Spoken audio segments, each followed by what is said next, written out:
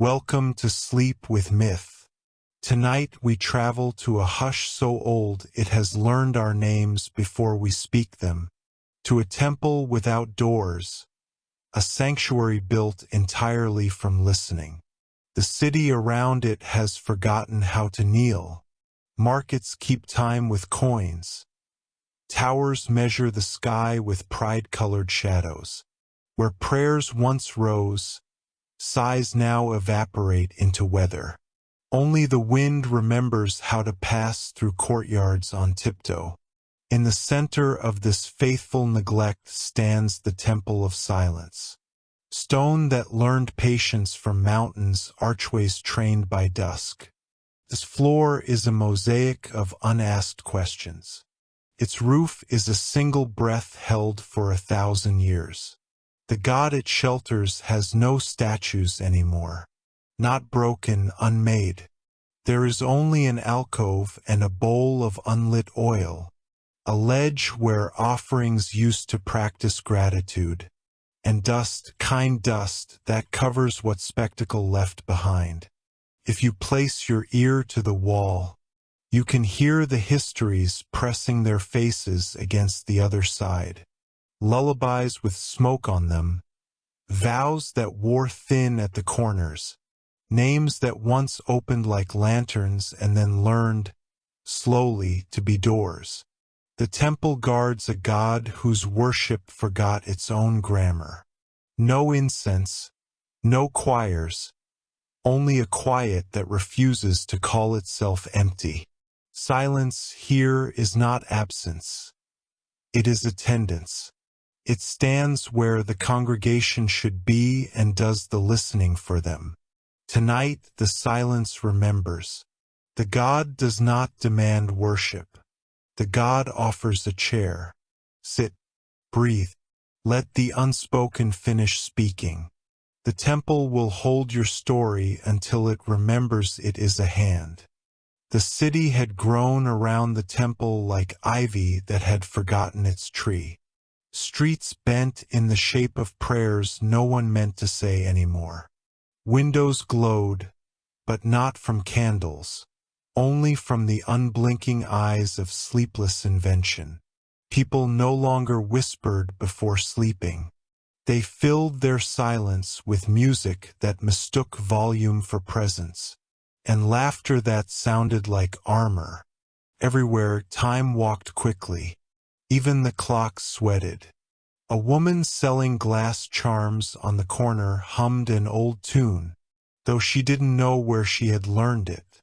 The song had no words, only a rhythm that seemed to bow and rise again. Each note brushed against something invisible, and the invisible trembled, recognizing itself.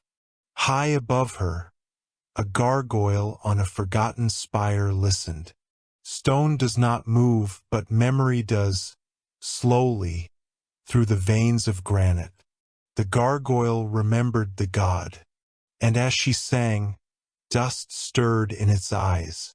That was how the forgotten god heard the city again, not through worship, but through the accident of a melody.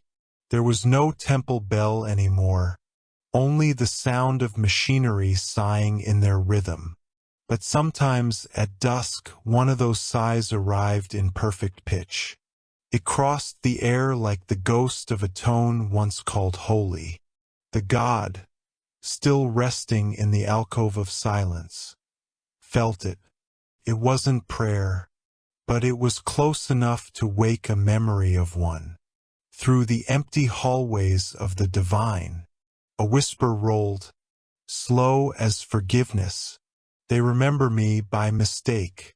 In the city's library, the scholar from the temple returned to their desk. Their unfinished book had found its way there somehow, even though they never carried it back. On the open page, new words had appeared in handwriting that was not their own. If no one prays, then silence becomes the worship. They didn't know why, but they folded the page carefully, as if saving it from a world that might speak too loudly. A storm passed over the rooftops. Lightning drew the city's veins for a heartbeat, revealing how every road, pipe, and shadow still curved toward the temple. Then the light vanished, and people went on believing their world was a circle instead of a spiral. But spirals always return. The god waited at the still point, patient as breath. In the underground, where trains moved like thoughts too loud to finish, a child pressed their palm to the cold metal of the wall. They had dreamed last night of a voice that wasn't a voice, a warmth shaped like listening. When the train thundered past, the child whispered, "Are you still there?" The air shifted. For the briefest moment, the echo answered. At midnight, every streetlight flickered once. No power failed. No storm returned. It was the god blinking. And somewhere in the quiet between heartbeats, the silence smiled, remembering what it felt like to be called upon by accident, and loved without name. The city slept, but the stones did not. Beneath the quiet weight of foundations and footsteps, a murmur began to form, slow as roots, deep as regret. It was not a sound in the human sense. It was the movement of meaning through matter, a memory remembering how to hum. Once, long ago, every block of the city had been carved from the same mountain, a mountain that had listened to the gods' first silence. Now, centuries later, that silence still lived in the pores of the stone, waiting for breath, waiting for the right kind of attention. Tonight, the attention came. It came in the pause between two heartbeats of the earth. It came in the distance between one raindrop and another. It came when the wind stopped to remember the way home. The stones began to speak, not in words, but in the rhythm of existing without asking why. Deep below the temple, in the catacombs forgotten even by maps, a drip of water struck the same spot it had struck for 1,000 years. Each fall was a syllable in a language without impatience. Each echo folded into the next, forming a slow chorus of persistence. There, in the dark, the god listened, not as ruler, not as memory, but as echo. The silence that had once been worshipped now became listener, and what it heard was stone praying back. In another part of the city, the scholar awoke suddenly. They had been dreaming of an alphabet that grew from roots, each letter a vine curling toward the sound of forgiveness. When they lit their lamp, the walls of their room glimmered faintly. Lines appeared, thin, pale, like the veins of leaves pressed into marble. The lines formed shapes, and the shapes became words, not written on the wall, but within it. "I am not gone. I am underneath." They dropped their pen. Ink spread across the desk like a darkened sky learning constellations. The words on the wall pulsed once, then faded, leaving only the outline of something vast that had learned how to wait. The gardener, meanwhile, was digging in the square behind the temple. It was dawnless, but the air smelled like awakening. Their spades struck stone, not pavement, something older. They knelt, brushed away the soil. Symbols appeared, faint but unbroken. Spirals, circles, and a single eye that wept upward. The gardener whispered, "Who are you?" And from beneath the stone came warmth. Not fire, not breath, but recognition. They pressed their hand against the mark, and the pulse that answered did not belong to them. By morning, cracks appeared through the streets, not from age, but from remembrance. Each fissure sang softly, releasing air that had not been touched since the first prayer. People passing by thought it was the subway.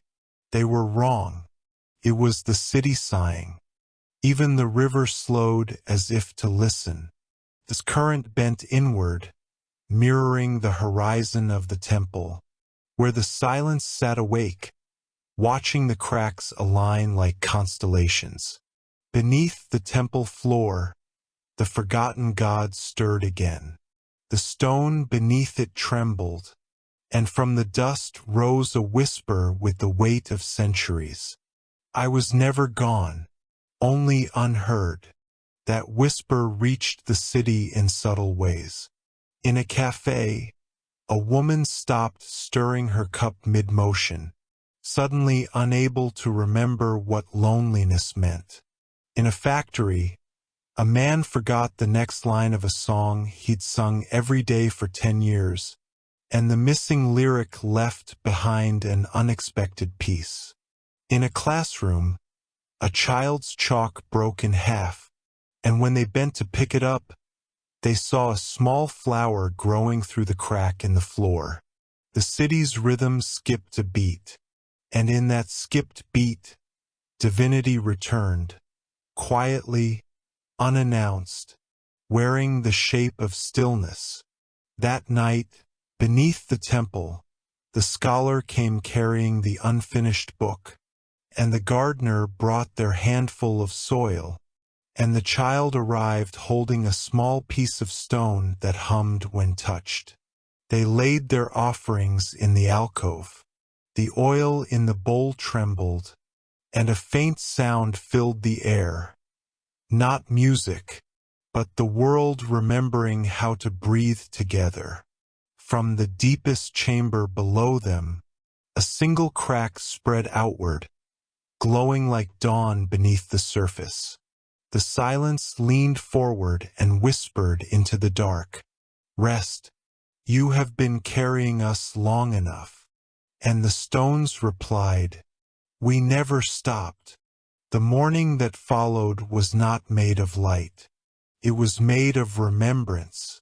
A pale glow moved through the city like a sigh finally exhaled. Dust shimmered in alleyways. Rooftops hummed softly, and even the pigeons seemed to fly slower, as if listening for something ancient. No one could explain it. The news called it a barometric anomaly. But the silence that drifted through the streets was older than weather. It was the god, tracing its name in the air. In the temple, the scholar found the oil bowl flickering again. No flame burned, only warmth shaped like attention. They knelt without realizing why.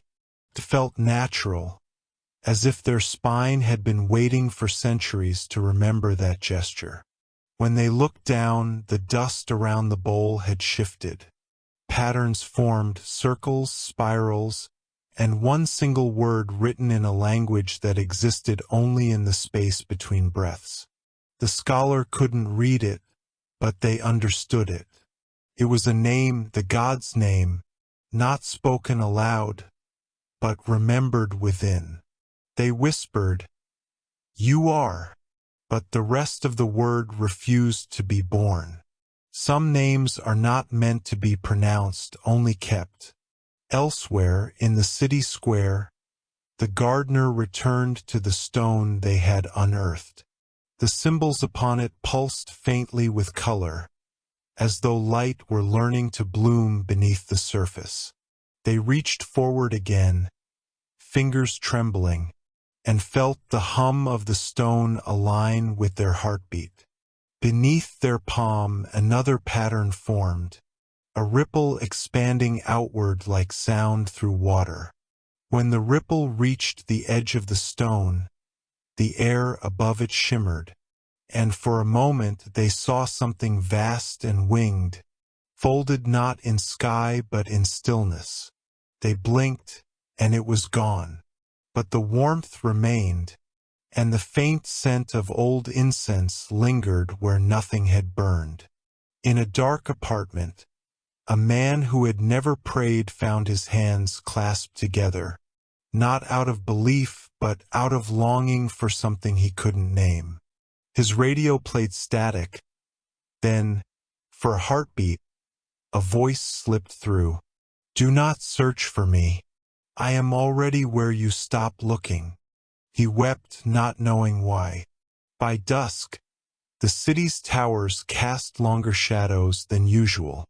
They reached farther, bending toward the temple as though pulled by gravity that belonged to memory. From above, the streets formed the outline of an open hand. No one noticed, but the sky did. Clouds moved into the same shape, and thunder rolled like a heart remembering its rhythm. The god was gathering itself, piece by piece, name by name, silence by silence. That night, the scholar returned to the temple once more. They carried a lantern this time, though no wind dared to disturb it. The floor beneath their feet trembled faintly, and as they reached the altar, they saw the dust move again. A faint whisper filled the room, not from the air, but from within their chest. "You are the last word I ever forgot." They froze. It was not their thought. It was the god speaking through the space between heartbeats. The oil bowl began to glow faintly, and the dust around it lifted, forming the ghost of a shape. A face that was not a face, eyes that were not eyes. And yet, the scholar knew, this was the divine expression of recognition. The god had remembered itself, through the silence of those who never stopped listening. In the final moments before dawn, the temple's roof cracked open slightly, letting the first hint of light fall through the dust.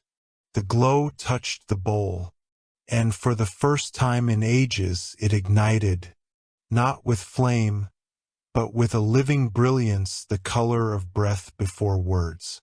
The forgotten god did not return with thunder or command. It returned with understanding. And in that understanding, the city found peace deep enough to finally hear itself.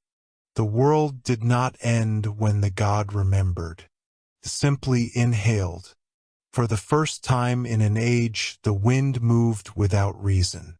Clouds shifted like thoughts trying to form a single sentence. And in the stillness before dawn, the city trembled softly, not in fear, but in recognition of the breath that once sculpted it. The scholar awoke to find the lantern extinguished. Yet the room was bright. Light came not from the flame, but from between the shadows, as though illumination had learned how to exist without fire. They stepped outside. The streets were covered in a faint shimmer, not snow, not dust, but something finer, memory turning visible. Every footprint left a brief echo of gold, and every breath crystallized as soundless prayer. The air itself seemed alive, whispering softly through each movement. Somewhere, beneath that quiet, the god exhaled. Across the city, people paused, not because they saw anything divine, but because, for the first time in generations, the noise inside them had gone still. The ferryman on the river put down his oar. The baker, kneading dough, forgot which step came next. The teacher looked at the blackboard and could not remember what she meant to write. Yet none of them felt panic. They felt presence. Something vast had leaned close, not to command but to listen. In the temple, the oil flame grew taller, then began to move outward, not spreading but breathing.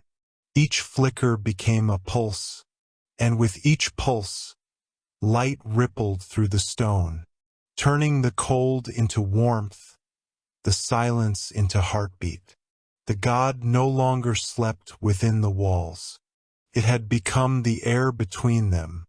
The scholar knelt and whispered, "What are you now?" And the god replied, "A question." The words carried through the hall, then through the streets, then through the lungs of every living thing that had ever once wondered why they were born. The god was no longer a name, but a breath that asked and answered itself endlessly. By dusk, the sky deepened into a shade of violet unseen since the first dawn.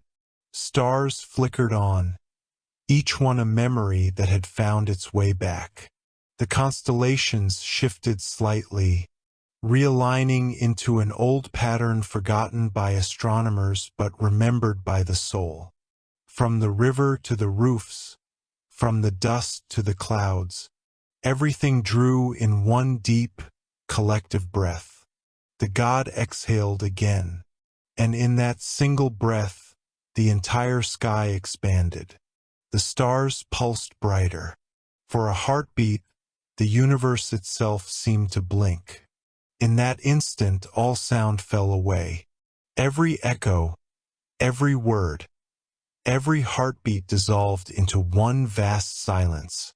Not empty, but full. The silence had returned home. The scholar closed their eyes. Tears fell, but they were warm, and they sang softly as they landed. They whispered into the stillness, "Was this your purpose, to return?" And the god, now more wind than voice, replied gently, "To remember that there was never a leaving." The oil flame faded. The dust settled, but the air still shimmered faintly with life. And for the first time in 1,000 years, the temple's silence was not lonely. It was sacred, complete. The world did not pray that night. It simply breathed. The god did not appear as light or thunder. It appeared as recognition. Every wall shimmered faintly, and from the dust rose shapes that were neither human nor divine, but something between, the echo of all who had ever believed, and all who had never needed to. The silence spoke at last, not in sound, but through every heartbeat, every inhale, every still moment. "I was never forgotten. You were simply too loud to hear me." The words vibrated through the temple, through the city, through rivers, clouds, and the hollow of every bone. No one feared it. They only breathed deeper. Then, slowly, the god began to dissolve. Not vanishing, transforming. Its essence folded into the wind, the stone, the soil, the thought. Every corner of the city took on a faint glow, like the memory of candlelight long after the flame has died. The silence had found its name again, and the name was everything. In that moment, the scholar looked up and smiled. The god was gone, but the stillness remained. And within that stillness was kindness. Within that kindness, eternity. Outside, dawn finally arrived. Gold, gentle, patient. The city stirred not from duty, but from gratitude. No one spoke. They didn't need to. The world itself was speaking through them now, and its voice was peace. The scholar closed the unfinished book and placed it beside the flame. It didn't need an ending anymore. The story had remembered itself. They turned toward the open door, and the wind that passed through carried the faintest whisper, the last word of a god reborn through quiet. "Listen." And so they did. Thank you for listening to Sleep with Myth.